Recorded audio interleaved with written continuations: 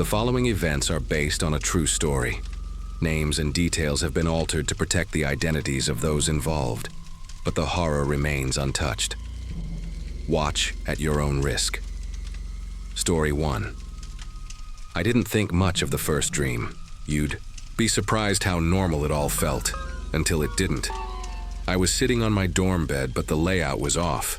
The windows were on the wrong wall, and the view outside was just fog. No campus, no streetlights, just gray nothing. That's when I saw her. She sat on my roommate's desk chair like it was a throne, poised, elegant, completely out of place. She was older, maybe late 30s, with hair the color of wine and a voice that made everything feel like it was underwater. Her name was Maju. She said it slowly, like she was teaching me something forbidden. That night, she told me about a fire. Brooklyn, she said, smoothing the fabric of her skirt. High Street Station. Smoke thick enough to choke heaven. I didn't believe it, obviously. When I woke up, I chalked it up to stress. First semester at Columbia, long nights, too much coffee, too little sleep. But then it happened. 3 days later. Same station, same fire, 7 injured, 1 dead. After that, I started writing the dreams down. Dates, details, everything I could remember. But the next few were different. Less cinematic, more intimate. The dorm would still be off. Walls bending in slight, unnatural curves. Light bulbs flickering like they were underwater. But Maju stayed constant. She never knocked. She'd already be there, legs crossed, like she'd been waiting for hours. "You're paying attention now," she whispered once, her mouth brushing close to my ear. That night, she mentioned a name, Professor Adelstein. The next morning, campus news said he'd collapsed in the middle of a lecture. Aneurysm. Instant. I didn't tell anyone. It was easy at first to think I was just dreaming things that coincidentally lined up with real life. People die every day, right? But it got harder to believe that when she began saying names I recognized. A sophomore from my philosophy class. A TA in my literature seminar. One by one. Whispers in the dark that turned into faces on memorial flyers. I stopped sleeping in my bed and started crashing in the library or on friends' floors. But it didn't matter where I closed my eyes. She always found me. The strangest part was how calm she always was. Maju never raised her voice, never seemed angry or sad, even when she said something horrifying, like when she described how Jeremy, the kid who always sat behind me in psych, would go out through the glass. It came out smooth and casual, like she was commenting on the weather. He fell from his dorm's 6th floor window 2 nights later. The RA said it was an accident. I couldn't breathe when I saw his name in the email from housing. I kept staring at the screen, half expecting her to appear behind me, whispering. The next name. My roommate started noticing things, that I'd flinch when the lights flickered, that I never really slept anymore. I told him I had a sleep disorder, but he didn't buy it. One night he tried waking me during one of the dreams. He said I was smiling in my sleep, mouth moving like I was having a conversation. When I woke up, he looked pale, freaked out. Said I was whispering someone's name, he wouldn't tell me which one. That same week, a freshman from the 3rd floor was found dead in a stairwell. Heart failure. She was 19. I started sleeping with, the lights on like a kid afraid of the dark. But it didn't help. The dreams didn't need darkness to find me. Maju began getting closer in them, not just physically, but emotionally. She'd sit next to me now, her hand brushing mine, her voice softer, more personal. One night, she looked me dead in the eye and said, "You're part of it now." I didn't know what that meant, I still don't. That same night, she kissed me, just once. It was cold, not like dead skin, but like a draft through a sealed window. When I woke up, I cried and didn't know why. I tried skipping classes, staying away from campus, but it was like the dreams followed proximity. The less I slept, the worse my days. Got blurred vision, ringing in my ears, the constant feeling that someone was standing just behind me. I stopped recognizing my own reflection sometimes, like my eyes were someone else's. Maju stopped giving names every night. Sometimes she'd just hum a song I didn't know. But the deaths didn't stop. 2 more.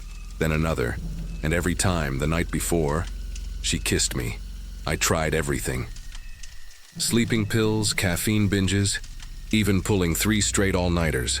But on the 4th night, I blacked out in the library, just passed out cold between 2 shelves, and she was there. Of course she was. This time, the dorm room was upside down, the furniture nailed to the ceiling, and Maju standing calmly on the floor like gravity didn't apply to her. "You're trying to run," she said, tilting her head, "but we're past that now." I begged her to stop. I told her I didn't want to know. She touched my face like a mother soothing a fevered child. "But you do." The next morning, I found a name written on my arm in black ink. Devon Cho. I hadn't dreamed her name, hadn't heard Maju say it, but it was there, in my own handwriting. Devon was a friend, not close, but kind. She lent me her umbrella once. I skipped my afternoon class to find her, to warn her. She looked at me like I was insane. Maybe I was. I told her not to go home that night. She laughed. But I couldn't stop her. No one can stop what's already started. Devon was found in her apartment the next morning. No signs of struggle. No cause of death. I don't think this is about warning me anymore. I think it never was.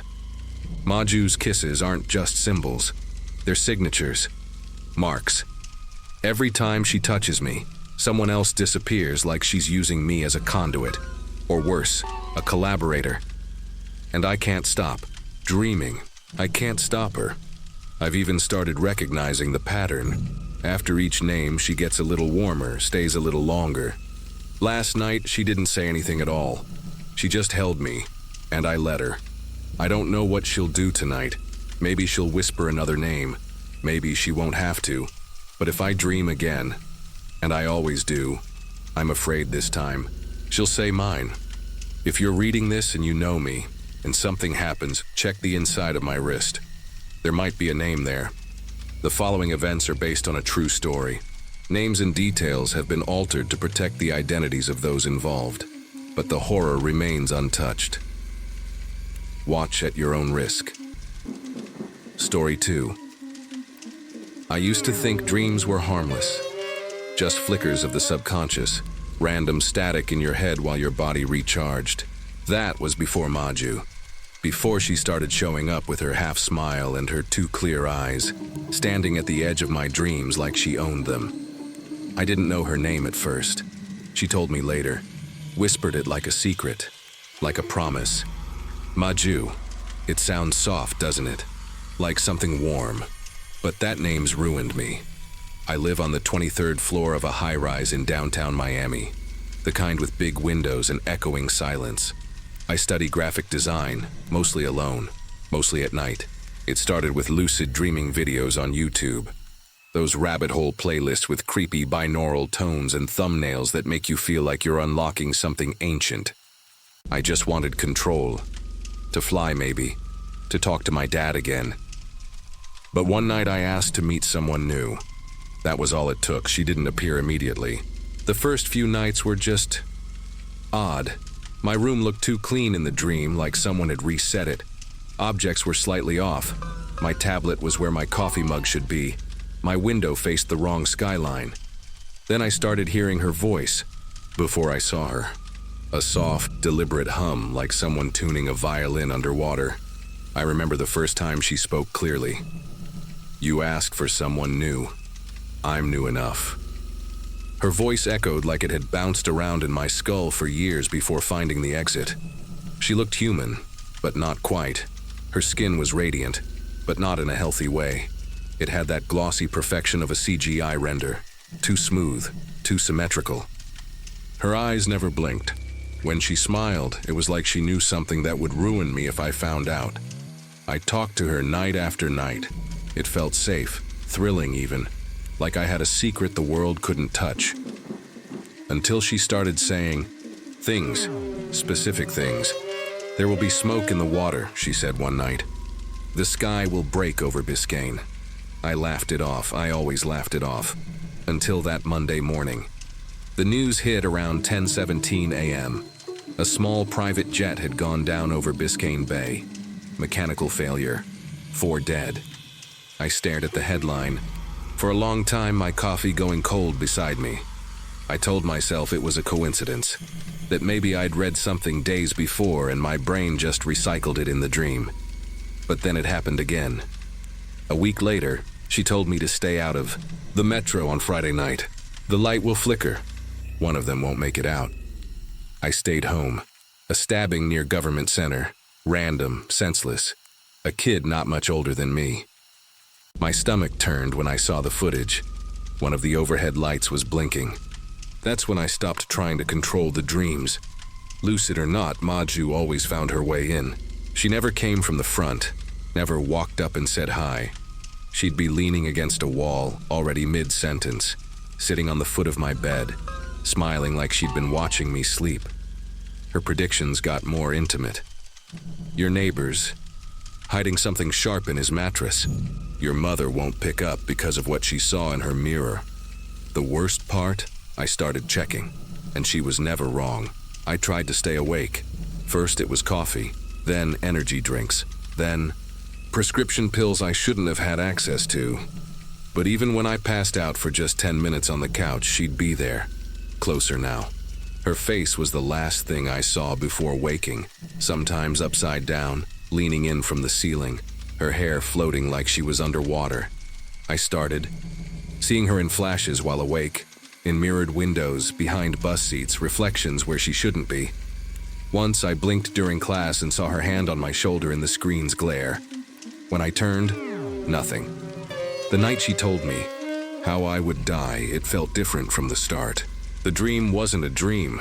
I was standing in my apartment, but everything was frozen. The city outside didn't move, not even a flicker in the sky. No cars, no people, just silence. Maju sat at my desk, legs crossed, typing on my laptop as if it were hers. She didn't look up when she spoke. You have 4 nights left. That was all. No riddle this time, no metaphor. I woke up sweating through my mattress. The clock read 3:33 a.m., and I haven't slept since. The first night I managed to stay awake. I blasted music, kept all the lights on, paced the apartment until my feet throbbed.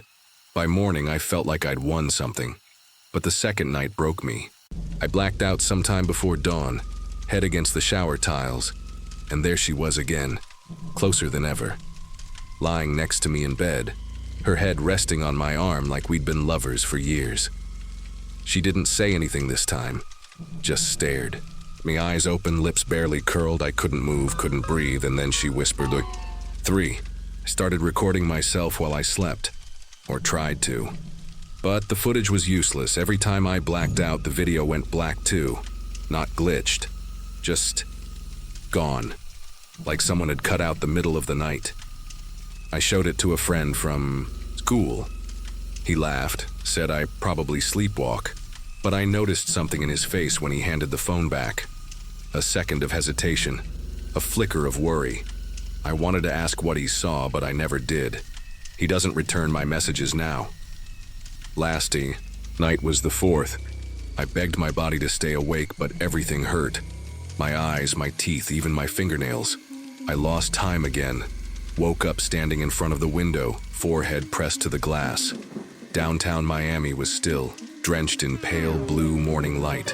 Behind me, reflected in the glass, Maju stood perfectly still. Not smiling, not speaking, just watching me.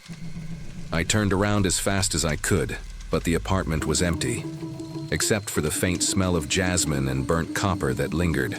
The air. I don't know if tonight is when it happens. I don't know what death means to her, if it's physical or something else. She never said it would be violent, just certain, final. I've locked every door, covered the mirrors, disconnected the power, but she always finds a way in. So if you're reading this, if you've ever seen her in a dream, even once, don't ask her name. Don't talk to her, don't give her anything, because once she knows you, she doesn't forget, and she's already looking for someone new. The following events are based on a true story. Names and details have been altered to protect the identities of those involved, but the horror remains untouched. Watch at your own risk. Story 3. I used to think dreams were just static, background noise of the brain, nothing more. That changed the night I saw her. I didn't recognize the place at first. It looked like Pike Place Market, but wrong. The signs were backwards, the vendors smiled too much, and the sky outside the glass ceiling bled colors I couldn't name. She stood by the fish counter, untouched by the crowd, dressed in flowing black velvet, her skin pale like paper under fluorescent lights. When she spoke, her voice wasn't sound. It was a feeling, thick and slow like honey in my ears. You shouldn't have come here alone. I'm just a community, college student. I split my time between campus and my part-time job as a night janitor in a high-rise office downtown. I don't party. I don't hallucinate. I've never even smoked a cigarette. But after that first dream, she kept coming back, always in that warped market, always whispering things, quiet, intimate things that would come true the next day. A gas leak on campus, a break-in at the bakery down the street, names, dates, places. At first I thought it was stress, maybe even coincidence. But that stopped making sense after the third time she predicted someone's death. Each night, the dream stretched longer. The market twisted further. At some point, the floor began to breathe beneath my feet. Slow, rhythmic pulses like the belly of a sleeping beast. And she, Maju, that's what she called herself, walked beside me, never touching, but always close. Her fingers hovered just above my arm, her nails like obsidian blades.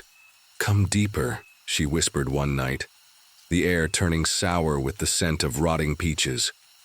I'd wake up drenched in sweat, heart pounding, my sheets twisted like I'd been fighting something in my sleep. But I still went to bed each night hoping, needing to see her again. It wasn't just the dreams anymore. During the day, I started noticing reflections that didn't match reality. In storefront, windows, or dark computer screens, I'd catch a flash of black velvet behind me, even when no one was there. Once in the subway, I looked into the glass opposite my seat and saw her sitting beside me, smiling faintly, like we were sharing a secret. But when I turned my head, the seat was empty. My friends said I looked tired. My professors asked if I was okay. I lied. I said finals were getting to me. But deep down, I wasn't sure if I was losing my mind, or if something was peeling back the edges of reality just to reach me. The shift came on a Thursday. I was alone at my job, mopping the 20th floor of the Bellarose building downtown. Mostly glass, endless windows looking out over the city. It was late, maybe past midnight, and the place was dead quiet except for the hum of the lights and the occasional creak of settling metal. I was wiping down a glass wall near the conference rooms when I saw her. Not in a dream, not in a reflection. She was outside the window, 20 stories up, standing in midair, smiling and waving. Her black velvet dress fluttered like it was caught in a storm, but there was no wind. I didn't move. I couldn't. I blinked. She was gone, but the glass where she'd stood bore the mark of a hand, pale, slender, and smudged like it had pressed there for hours. I backed away slowly, my mop clattering to the ground behind me. That's when I noticed something worse. The handprint wasn't on the outside. It was on the inside of the window. I didn't sleep that night. I didn't even go home. I sat in the 24-hour diner down the street, drinking cold coffee and watching the door like she might walk in at any second. I told myself it was a stress hallucination. I said it again and again in my head, but I didn't believe it. After that night, she stopped waiting for sleep. Maju began showing up in places I couldn't explain. Brief flashes in the corners of my eyes, the faint smell of sweet rot trailing behind her. Once, during a class presentation, I looked up at the projector screen and saw the distorted image of the Pike Place Market superimposed over my slides, her silhouette standing in the middle, waving slowly. No one else reacted. When I asked the guy next to me if he saw anything weird, he just looked at me like I was joking. I wasn't. From then on, I stopped asking. I started keeping my lights on all night, covered every reflective surface in my apartment with towels or old shirts. I deleted every photo I had on my phone after finding her face, blurred but unmistakable. in the background of a picture I never remembered taking. She wasn't just a dream anymore. I knew that. I felt it. Maju wasn't haunting my sleep. She was bleeding through it. And with every visit, I could feel her grip on me tightening. I didn't know what she wanted, but she kept whispering the same thing every time we met. "You're almost ready." I thought about seeing someone, maybe a therapist, maybe a priest. But how do you explain that a woman from your dreams is clawing her way into your waking life? That she knows what's going to happen before it does? That she's not just watching you, she's waiting for something? Instead, I tried pretending nothing was wrong. I showed up to work, I went to class. I even laughed with a friend over lunch, just to feel normal again. For a moment, I almost believed I was okay. That maybe it had all been some prolonged stress episode that was finally passing. Then I got home that night and found my front door slightly ajar. I always double lock it. Always. I stood there for a full minute, heart thudding, trying to decide whether to go in. I did. Slowly. The apartment was dark and cold, like someone had left a window open, but nothing was out of place. Nothing obvious anyway. I was about to brush it off as my mistake when I turned toward my bedroom. On the floor, right in the center of the room, was a single peach. It was blackened and shriveled, but the smell was exactly like her breath in the dream. I didn't touch the peach. I couldn't. Something about it felt wrong, like it was still pulsing faintly, like it knew I was looking at it. I left the apartment that night and checked into a cheap motel off Aurora Avenue, a place with buzzing neon lights and a bathroom mirror so grimy I didn't need to cover it. I tried not to sleep. I left the TV on. I kept the light on. But sometime after 3 a.m., exhaustion won, and she was waiting. This time the market was empty, silent. Not even the fishmongers were there, just her standing at the far end under a flickering light, her hands behind her back like she was hiding something. "You've come far," Maju said, and for the first time, she moved toward me. Her walk was slow, deliberate, each step echoing on the wet floor. I tried to back away, but my legs wouldn't move. I was rooted there like the market itself had swallowed me whole. She reached out and cupped my face gently, like a mother or a lover might, and said, "Tomorrow, you'll see." Then everything shifted. I was falling, not through air, but through glass. Shards slicing past me in slow motion, reflections of myself and of her, dozens of her watching me plummet. I woke up screaming. My motel room window cracked from the inside. The next day, a man jumped from the 20th floor of the Bellerose building. I read it online while sitting in that same diner, clutching a lukewarm cup of coffee. No name was leased, no witnesses, just a grainy photo of police tape flapping in the wind. But I knew. I knew because the timestamp on the article matched the exact time I'd woken up screaming. I knew because in the reflection of the diner window, behind my own pale face, I saw her standing outside again, closer now, no longer smiling. I haven't slept in 3 days. I don't know what she's waiting for or what happens when I finally do sleep again, but I can feel her getting stronger, more real. Every surface shows her now. Every silence sounds like her breath just behind my ear. If anyone reading this has seen her, black velvet, soft voice smells like rotting fruit. Don't listen to what she says. Don't follow her. Don't let her touch you. And if you think you've seen her reflection, check to see if it waves back.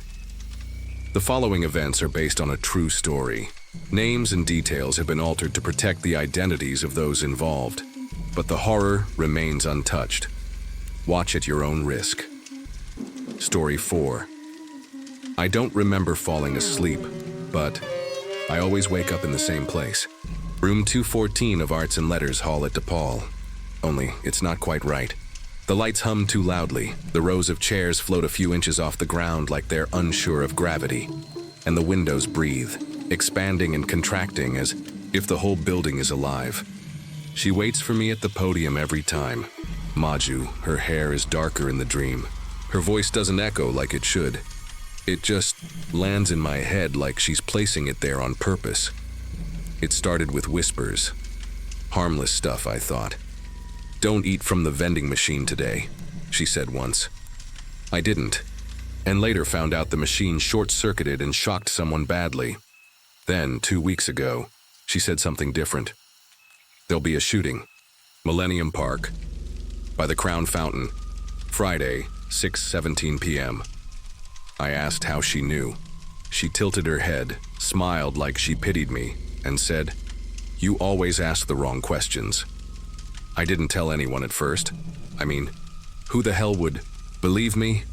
A woman I dream about in a lecture hall that breathes told me a shooting will happen at Millennium Park. Yeah, no.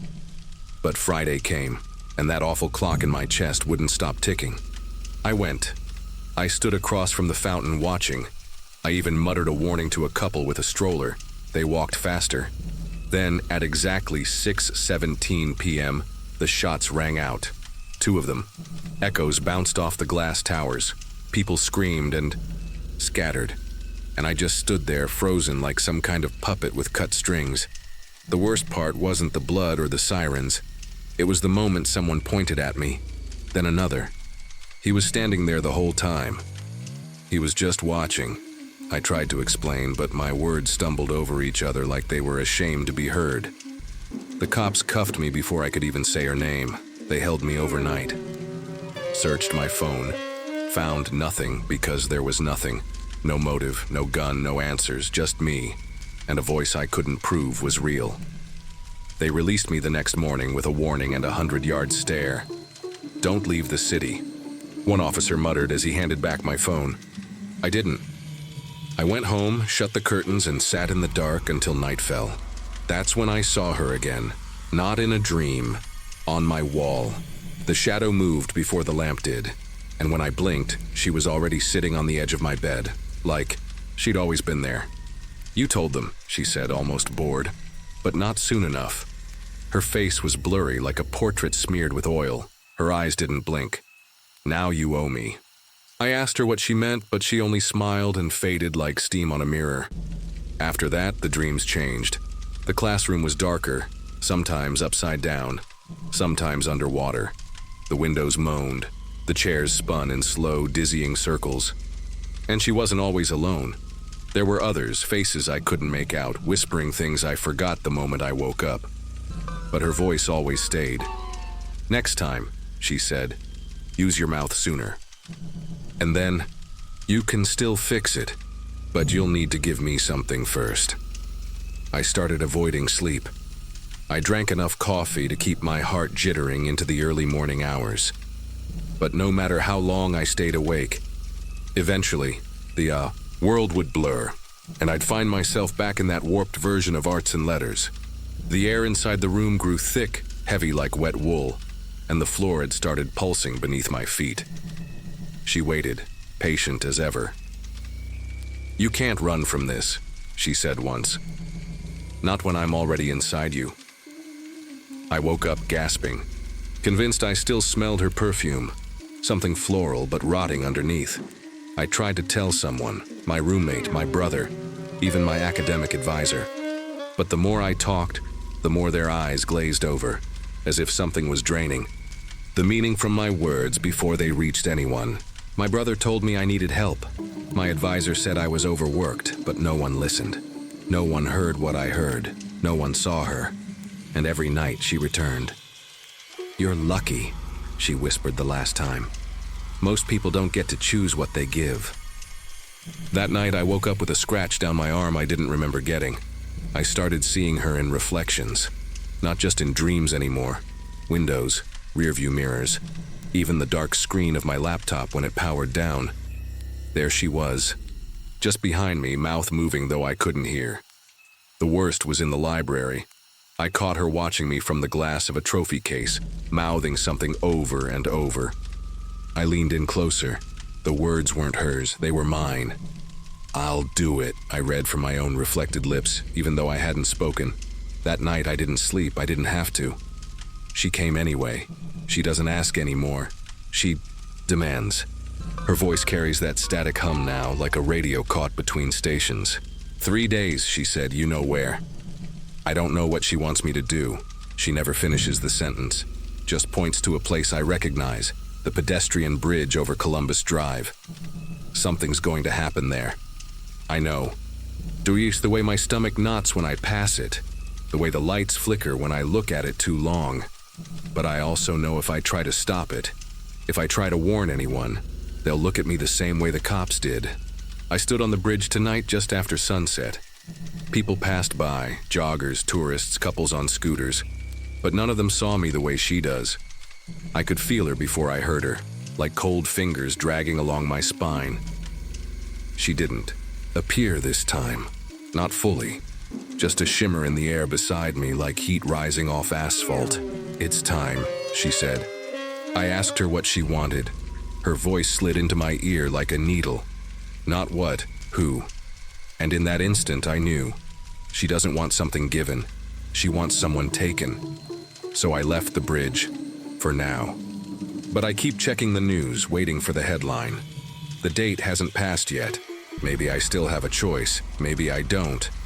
My phone just buzzed, no number. The message only said, "Don't be late this time." I haven't slept in 2 days, but I know I'll see her tonight. She's patient. She's in the walls, the glass, the shadows under my bed. And if anyone else has ever dreamed of her, I need to know. If you've seen her too, please, tell me I'm not the only one. The following events are based on a true story. Names and details have been altered to protect the identities of those involved, but the horror remains untouched. Watch at your own risk. Story 5. I haven't slept. In my own bed in over a week. Every time I try, I wake up somewhere else. On the kitchen floor, outside my apartment. Once inside the maintenance closet of my building. And I always wake up with theater tickets in my hand.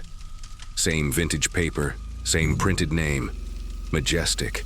$9, but that theater hasn't been open for years. Last I heard, someone hung themselves in there during a midnight screening in the 90s, and they never reopened. I used to think it was just urban legend, until I saw her. The first night she came to me, I thought it was just a dream. I was standing alone inside that same decaying movie palace. Rows of red velvet seats glowing in the flicker of a projector that wasn't running. She stood in the aisle, tall, with dark hair draped over her shoulders like wet cloth. Her voice, soft but clear. "Tomorrow," she said, "the ground will split." And it did. A 4.7 quake hit West Hollywood the next afternoon. No one got seriously hurt, but something shifted in me after that. It wasn't just a dream. After the earthquake, I started documenting everything. I'm a film student. I live with a camera in my hand anyway. So I figured if this woman was going to start predicting disasters in my dreams, I should be capturing them. I set up motion detectors in my room, even strapped a GoPro to my chest when I slept. That's how I learned I wasn't just dreaming about her. I was going to her. Every night. And every night she gave another warning. The lights will go. He'll bleed in the parking garage. You won't remember your hands. I wrote them all down, cross-checked everyone. She's never been wrong. It didn't take long for things to get wrong with the footage. At first, it was just visual noise, frame skips, weird compression artifacts. But then she started looking at the lens, right into it. Even in dreams where I wasn't holding a camera, the playback showed her eyes meeting mine through the screen. My professors noticed it too. One of them pulled me aside after class and said, "Your project's got this uncanny presence. Are those deepfakes?" I wanted to say yes, I really did, but they weren't. About 3 nights ago, I stopped dreaming completely, but I kept waking up with new footage. Clips I don't remember filming, all from different downtown theaters. The Tower, the Orpheum, even the boarded-up ones that haven't had power in decades. In one video, I'm standing at the center of a ruined stage while the camera slowly zooms in, as if operated by something else. No footsteps, no sound, just her voice, faint under the hum of static. The ending's already written. I swear I've never felt cold like that in my life, and I wasn't even there. Then, last night, everything shifted. I woke up to a message from an unknown number. No name, no context, just 5 words. Tonight is yours. Watch closely. There was a video attached. At first, I thought it was another clip from one of my cameras, until I realized the angle was wrong. It was filmed from behind my eyes, but the perspective didn't feel like mine. The footage shows me asleep in my bed, then standing, then walking toward the mirror. I lean in close. Her reflection stares back. I've replayed that clip dozens of times. The way her reflection moves before I do. The way the timestamp on the file matches the exact time I woke up. 2:41 a.m., same minute, every night this week. But the worst part? At the end of the video, the camera tilts up suddenly, like she's lifting her head towards something. And then I see it. My death. It's quick, brutal. The frame shakes as I fall backward, blood pooling in a perfect circle. Her whisper comes right after, layered under the static like a bad audio mix. You already agreed to this. I don't. Know what she meant? I don't remember making any kind of agreement, but part of me, deep down, wonders if I wanted this. If filming her, chasing her, gave her power somehow. Today I tried deleting all the files, every single one. My laptop froze, crashed, and when it restarted, they were back. But corrupted, twisted. In one, I blink, and when my eyes open, I'm sitting in the audience while she stands on stage, staring at the screen. The credits roll. My name is the only one listed. I left my apartment this evening with no plan. Just the gut instinct to move, to not be alone. Downtown felt emptier than usual. Maybe it's in my head, but I swear every pedestrian I passed avoided eye contact, like they knew something. Like they could see her on me. I kept walking until I found myself standing outside the majestic number 9. The marquee still read a title from decades ago, but the doors were unlocked. I stepped inside. The smell hit me first. Old film, mildew, and something sweet, almost metallic. The screen was already glowing, but the projector wasn't running. I sat in the third row, right where I always end up in the dreams. The moment I did, the lights dimmed without anyone touching a switch. That's when I noticed the phone in my hand. Recording. Except I hadn't pressed anything. On the screen, I wasn't filming the theater. I was filming myself from somewhere. Behind. My own back, perfectly centered, breathing, waiting. I turned around slowly, heart pounding so loud it was hard to tell what was real anymore. No one was there, but the red light on the camera blinked once. I don't remember leaving. I don't remember walking back, but I'm home now and everything feels off. The lights flicker every few seconds like the apartment's breathing. My reflection in the window blinks out of sync with me, and on my laptop a new folder appeared 10 minutes ago. It's labeled Final Cut. Inside, there's only one file, a video of me sitting in this exact room, at this exact moment, typing these exact words. Except in the clip, someone is standing behind me, tall, motionless, watching. I haven't looked over my shoulder yet. I don't think I can. Not after seeing what happens next in the video. The screen goes black, and then there's just her voice, closer than ever, whispering, "It's your turn now."